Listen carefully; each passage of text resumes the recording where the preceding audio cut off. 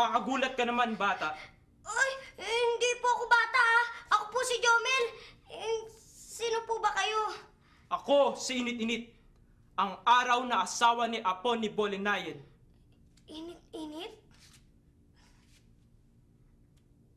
Hindi naman po kayo mainit eh. Saka hindi naman po kayo maliwanag eh. Gusto mong sumikat ako ngayon sa harap mo? Biro lang naman po. Alam ko naman po na masyado pa pong maaga, di ba? Pasensya ka na. Mainit lang kasi ang ulo ko. Nag-away na naman kami ni Apo ni Bolinayan. Pinipilit niya kasi akong sumama siya sa akin tuwing sisikat ako. Ang sabi ko sa kanya, hindi pwede. Pero mapilit pa rin siya. Nagkasagutan kami. Nainis ako, kaya ayun, iniwan ko muna siya. Mawalang galang na po, init-init. Kung ipaliwanag niyo po sa kanya kung saan at kailan po kayo sisikat at kung paano po kayo sisikat. Kailangan pa ba yun? Opo, para po malaman niya kung bakit ayaw niyo po siyang isama. Oo nga, ano?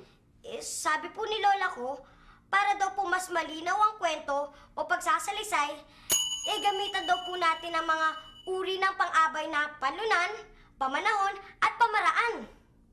Paano ba gagamitin ang mga yan? Halimbawa po, saan po kayo sisikat? Sa silangan. Ako ay sisikat sa silangan. Yan po ay halimbawa ng pang-abay na panunan. Isinasaad po niya kung saan po magaganap ang kilos. Kailan naman po kayo sisikat? Sa umaga. Ako ay sisikat sa umaga. Yan naman po ay halimbawa ng pang-abay na pamanahon. Isinasaad po niya kung kailan magaganap ang kilos. Paano naman po kayo sisikat? Ay! Naku!